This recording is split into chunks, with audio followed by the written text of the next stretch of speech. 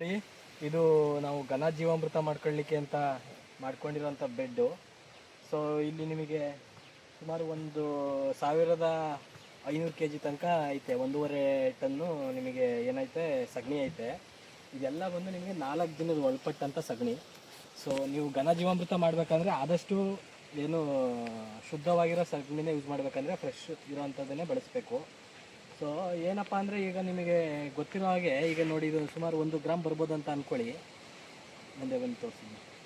ಸುಮಾರು ಇದು ನಿಮಗೆ ಇದೊಂದು ಸಗಣಿ, ಇದು ನಾಟಿ ಹಸುವಿನ ಸಗಣಿ ನಿಮಗೆ 1 ಗ್ರಾಮ್ ಬರುತ್ತೆ ಅಂತ ಅಂದರೆ ನಿಮಗೆ ಇದರಲ್ಲಿ 3 ಲಕ್ಷ ಕೋಟಿ ಸೂಕ್ಷ್ಮಾಣು ಜೀವಿಗಳಿರುತ್ತೆ. ನಮ್ಮ ವ್ಯವಸಾಯಕ್ಕೆ ಏನು ಬೇಕು ಸಾವಯವ ಪದ್ಧತಿಯಲ್ಲಿ ಮಾಡೋದಕ್ಕೆ ಅಷ್ಟು ನಿಮಗೆ ಸೂಕ್ಷ್ಮಾಣು ಜೀವಿಗಳು ಇದರಲ್ಲಿರುತ್ತೆ. 3 ಲಕ್ಷ ಕೋಟಿ ಸೂಕ್ಷ್ಮಾಣು ಜೀವಿಗಳು ಇದರಲ್ಲಿರುತ್ತೆ. ಮತ್ತು ಇಷ್ಟು ನಿಮಗೆ ಟನ್ನೇಜಲ್ಲಿರೋವಂಥ ಸಗಣಿಯಲ್ಲಿ ಎಷ್ಟು ಸೂಕ್ಷ್ಮಾಣು ಜೀವಿಗಳಿರಲ್ಲ.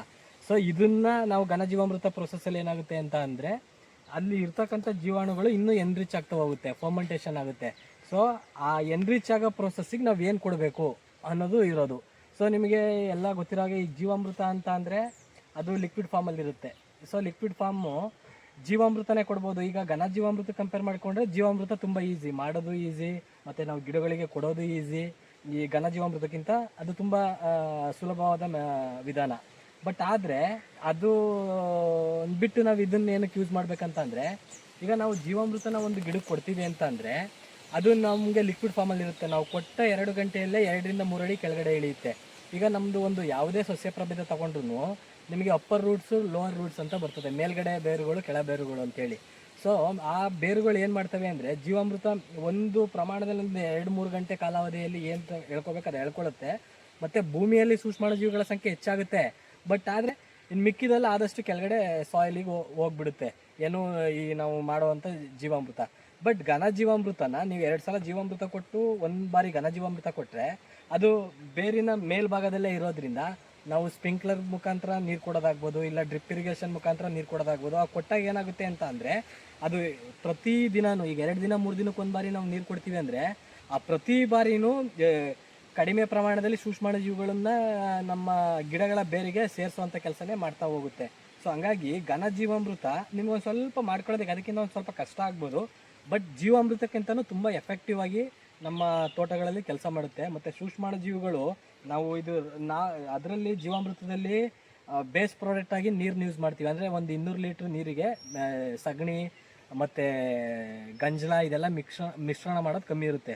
ಬಟ್ ನಿಮ್ಗೆ ಇದು ಬೇಸ್ ಪ್ರಾಡಕ್ಟೇ ಸಗಣಿ ಆಗಿರೋದ್ರಿಂದ ಬೇಸ್ ಪ್ರಾಡಕ್ಟ್ ಸಗಣಿ ಗಂಧದ್ದು ಏನು ಸೂಕ್ಷ್ಮಾಣು ಜೀವಿಗಳು ತುಂಬ ಜಾಸ್ತಿ ಎನ್ರಿಚ್ ಆಗ್ತದೆ. ಈಗ ನೋಡಿ ಈ ಬೆಡ್ಡಲ್ಲಿ ನಾವು ಯಾವ ಥರ ಮಾಡ್ತೀವಿ ಅಂತ. ಈಗ ನಿಮಗೆ ಜೀವಾಮೃತ ಅಂದರೆ ಎಲ್ರಿಗೂ ಸಾವಯವ ಕೃಷಿ ಮಾಡೋರಿಗೆ ಖಂಡಿತವಾಗ್ಲೂ ಗೊತ್ತಿರುತ್ತೆ ಏನೆಲ್ಲ ಹಾಕ್ತೀವಿ ಜೀವಾಮೃತ ಮಾಡಲಿಕ್ಕೆ ಅಂತ. ಬಟ್ ಅದರಲ್ಲೂ ನಾನು ನಿಮಗೆ ಇಲ್ಲಿ ಸುಮಾರು ಒಂದು 50 ಲೀಟ್ರಿಗೆ ಹೆಚ್ಚು ಗಂಜಲ ಇದೆ. ಇದು ಅಷ್ಟೇ ನಮ್ಮ 3 ದಿನದಿಂದ 3 ದಿನದ ಒಳಗಡೆ ಕಲೆಕ್ಟ್ ಮಾಡಿರೋವಂಥದ್ದು. ಇದು ನಿಮಗೆ ಬೆಲ್ಲ ಅಂತೂ ಇದು ನಾವು ಕ್ಯೂಬ್ಸ್ನ ಈ ಥರ ಪೌಡ್ರ್ ಮಾಡ್ಕೊಂಡಿದ್ದೀವಿ, ಕೆಚ್ಚಿದ್ದೀವಿ. ಸೊ ಏನಕ್ಕೆ ನಾವು ಪೌಡ್ರನ್ನೇ ಯೂಸ್ ಮಾಡಿದ್ರೆ ನಿಮಗೆ ಇನ್ನೂ ಕೆಲಸ ಇದಾಗುತ್ತೆ. ಬಟ್ ಪೌಡ್ರು ಈಗ ಕ್ಯೂಬ್ಸ್ ಆದಮೇಲೆ ಪೌಡ್ರ್ ಮಾಡಲಿಕ್ಕೆ ಏನು ಮಾಡ್ತಾರೆ ಅಂತ ಅಂದರೆ ಬೇಕಿಂಗ್ ಸೋಡಾ ಹಾಕ್ತಾರೆ, ಅದು ಉಡಿ ಬರಲಿಕ್ಕೆ. ಸೊ ಆ ಬೇಕಿಂಗ್ ಸೋಡಾನ ನಾವು ಇದಕ್ಕೆ ಮಾಡಿದಾಗ ಸೂಕ್ಷ್ಮಾಣು ಜೀವಿಗಳು ಎನ್ರಿಚ್ ಆಗೋದ್ರಲ್ಲಿ ಒಂದು ಸ್ವಲ್ಪ ಏನು ಕೊರತೆ ಆಗ್ಬೋದು ಅಂತೇಳಿ ಇದಕ್ಕೆ 100% ಕೆಮಿಕಲ್ ಫ್ರೀ ಮತ್ತು ಸಾವಯವ ಪದ್ಧತಿಯಲ್ಲಿ ಬೆಳೆದಿರೋಂಥ ಕಬ್ಬನ್ನೇ ಯೂಸ್ ಮಾಡಿರೋಂಥ ಬೆಲ್ಲನ ತುಂಬ ಸರ್ಚ್ ಮಾಡಿ ತೊಗೊಂಡಿರೋಂಥದ್ದು. ಇಲ್ಲೊಂದು ನೋಡಿ ಒಂದು 20 kg ಬೆಲ್ಲ ಇದೆ. ಮತ್ತು ದ್ವಿದಳ ಧಾನ್ಯಗಳ ಪೌಡ್ರನ್ನ ಹಾಕ್ಬೇಕಂತ ಗೊತ್ತಿದೆಯಲ್ಲ. ಸೊ ನಾವು ಪೌಡ್ರಿಗೆ ಏನು ಯೂಸ್ ಮಾಡ್ತಿದ್ದೀವಿ ಅಂದರೆ ಇದು ಕ್ಯಾಸಿ ತೌಡ್ ಅಂತ ಹೇಳಿದ್ರೆ ಅಕ್ಕಿ ಒಟ್ಟು. ಈ ಒಟ್ಟನ್ನು ಬಳಸೋದ್ರಿಂದ ನಮಗೆ ಇಲ್ಲಿ ಬೀಟಾ ಕ್ಯಾಸಿನೋ ಪ್ರಮಾಣ ಜಾಸ್ತಿ ಇದೆ ಇದರಲ್ಲಿ. ಸೊ ಇದು ಸೂಕ್ಷ್ಮಾಣು ಜೀವಿಗಳಿಗೆ ಆಹಾರಕ್ಕೆ ತುಂಬ ಒಳ್ಳೆಯ ಆಹಾರವಾಗಿ ಇದು ನೀಡ್ಬೋದು. ಮತ್ತು ಇನ್ನೊಂದೇನಪ್ಪ ಅಂದರೆ ನಾವು ಯಾವುದೇ ದ್ವಿದಳ ಧಾನ್ಯ ತಗೋತೀವಿ ಅಂದರೆ ನಿಮಗೆ ಮಿನಿಮಮ್ ಅಂದ್ರೂ ಒಂದು 100 ರೂಪಾಯಿನಿಂದ 150 ರೂಪಾಯಿ ತನಕ ಇರುತ್ತೆ. ಸೊ ನಾವು ಇದನ್ನು ಒಂದು 25 ರೂಪಾಯಿಗೆ ತುಂಬ ಪರಿಶುದ್ಧವಾಗಿರೋ ತೊಗೋಬೋದು. ಆವಾಗ ನಾವು ಘನ ಜೀವಾಮೃತನ ಉತ್ಪಾದನೆ ಮಾಡೋ ವೆಚ್ಚನ ಕಮ್ಮಿ ಮಾಡ್ಕೋಬೋದು. ಮತ್ತು ನೀವು ಅದೇನು 100-150 ರೂಪಾಯಿ ಕೊಟ್ಟ ಆ ದ್ವಿದಳ ಧಾನ್ಯ ನುಚ್ಚನ್ನ ಬಳಸ್ತೀರಿ ಅದಕ್ಕಿಂತ ಹೆಚ್ಚಿನ ಪೋಷಕಾಂಶಗಳು ಜೀವಿಗಳಿಗೆ ಇದರಲ್ಲಿ ಸಿಗುತ್ತೆ.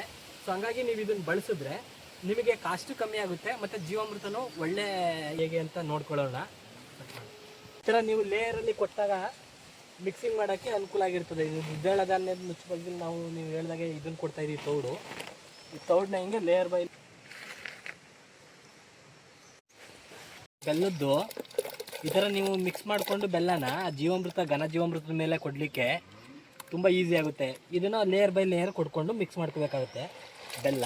ನಿಮಗೆ ಗಂಜಲ ಗೋಮೂತ್ರ ನಮ್ಮ ದೇಸಿ ಹಸುದು, ಇದು ಸಂಪೂರ್ಣವಾಗಿ ಬೆಲ್ಲ, ಸಗಣಿ, ಗಂಜಲ, ದ್ವಿದಳ ಧಾನ್ಯದ ಪುಡಿ ಎಲ್ಲ ಹಾಕಿದ ನಂತರ ಬೆಡ್ಡು.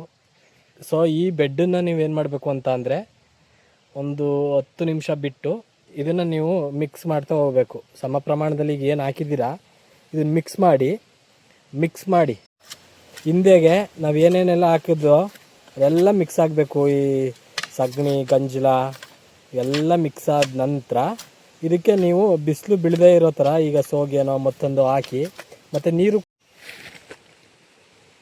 ಈ ಥರ ಸಂಪೂರ್ಣವಾಗಿ ಕವರ್ ಮಾಡಿದ್ರೆ ನಿಮಗೆ ಅದಕ್ಕೆ ವೆಂಟಿಲೇಷನ್ನು ಕೂಡ ನೀಟಾಗುತ್ತೆ ಮತ್ತು ಸೂರ್ಯನ ಕಿರಣದಿಂದ ರಕ್ಷಣೆ ನೀಡಿದಂಗೆ ಆಗುತ್ತೆ. ಸೊ 7 ದಿನಕ್ಕೆ ನಿಮಗೆ ಇದು ಜಮೀನಿಗೆ ಕೊಡೋದಕ್ಕೆ ಸಂಪೂರ್ಣವಾಗಿ ರೆಡಿ ಆಗುತ್ತೆ. 7 ದಿನಕ್ಕೆ ಬಳಸ್ಬೋದು, ಇಲ್ಲ ನೀವು ವರ್ಷಾನುಗಟ್ಟಲೆ ಇಟ್ಕೋಬೋದು ಅಂದ್ರೂ ಅದನ್ನು ನೆರಳಲ್ಲಿ ಒಣಗಿಸಿ ಗೋಣಿ ಚೀಲದಲ್ಲಿ ಇಟ್ಕೊಂಡ್ರೆ ವೆಂಟಿಲೇಷನ್ ಆಗೋ ಚೀಲದಲ್ಲಿ ನಿಮಗೆ ಯಾವಾಗ ಬೇಕು ಅವಾಗ ಉಪಯೋಗಿಸ್ಬೋದು. ಬಟ್ ಇದು ತುಂಬ ಕೆಲಸ ಮಾಡುತ್ತೆ.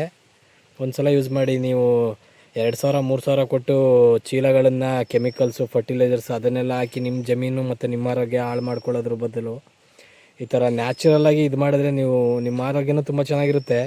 ಮತ್ತು ನೀವು ಬೆಳೆ ಎಲ್ಲ ಜಮೀನಲ್ಲಿ ಚಿನ್ನನೇ ಬೆಳಿಬೋದು ಈ ಥರ ಸಾವಯವ ಪದ್ಧತಿಯಲ್ಲಿ ಬೆಳೆದ್ರೆ. ಒಂದು ಸಲ ಟ್ರೈ ಮಾಡಿ ನೋಡಿ.